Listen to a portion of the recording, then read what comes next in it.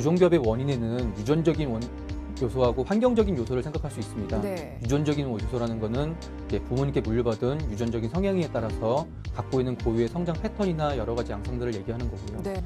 골격적인 관계, 그렇죠. 위턱과 아래턱 간의 관계라든가 골격과 치아의 어떤 크기적인 부조화 네. 등은 유전적인 영향을 많이 받는다고 할 수 있습니다. 네. 그 이후에 이제 환경적인 요소라는 거는 성장하는 과정에 있어서 좋지 않은 습관, 예를 들면 손가락을 빤다든가 턱을 삐뚤게 물고 있다든가 그런 성장에 영향 줄 수 있는 잘못된 습관에 의해서 필요치 않은 잘못된 왜곡된 성장을 야기하는 것들을 얘기합니다. 각각의 어떤 부정교합의 종류나 상태에 따라서 적기라고 할 수 있는 부분은 있을 수 있는데요. 네. 그걸 이제 일괄적으로 이제 단순하게 답변 드리기 좀 쉽진 않을 것 같아요. 네네. 하지만 이제 부모님들께서 이제 알고 계셔야 될 부분들은 간혹 가다가 이제 교정 치료라 하면 이제 이를 다 갈고 영구치아가 났을 때 교정 치료를 생각해야지라고 하는 부분이 있는데 네네네. 이제 그게 아니라 영구치아가 다 나오지 않은 유치열기에서도 골격 관계에서 문제가 있다면 성장 단계상 미리부터 어떤 조치를 취해야 되는 어떤 경우도 있거든요.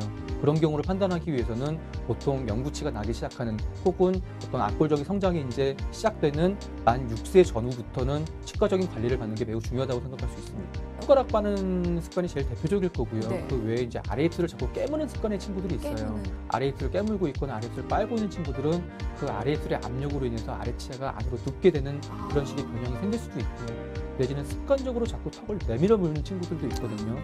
그런 친구들은 유전적인 성향이나 그런 게 전혀 없어도 후천적으로 아래턱 성장이 자극을 받아가지고 필요 이상으로 아래턱의 성장을 일으킬 수 있는 어떤 영향을 줄 수가 있거든요. 네. 반대로 이제 앞니가 오히려 튀어나온 경우, 이런 경우는 대표적인 예로 손가락을 빠는 습관에 의해서 나타나는 경우도 있을 수 있는데요. 이 손가락을 빠는 습관 같은 경우에는 굉장히 복잡하고 연쇄적인 반응들을 어떤 성장에 영향을 주거든요.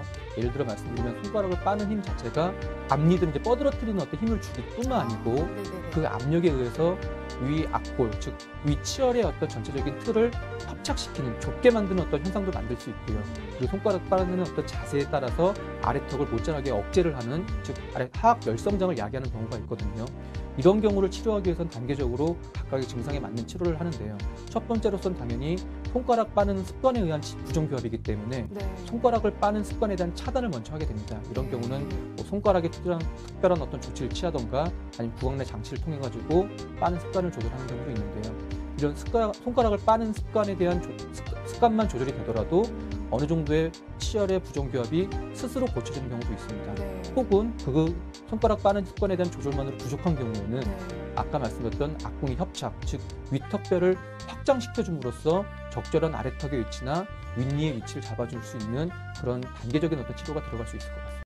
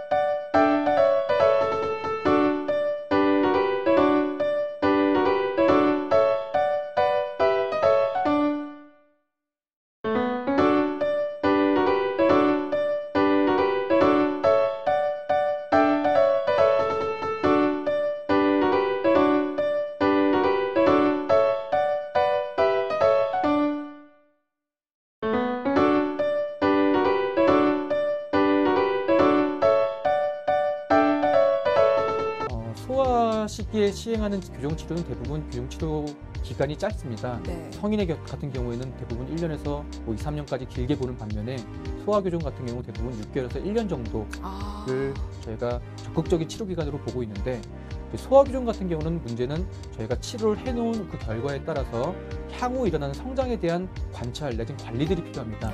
즉 치료로서 올바른 교합을 맞춰놨다 하더라도 향후 일어나는 성장에서 다시 재발될 가능성이 있기 때문에 네. 그런 걸 고려했을 때는 장기적인 관리는 필요하다고 볼 수 있습니다.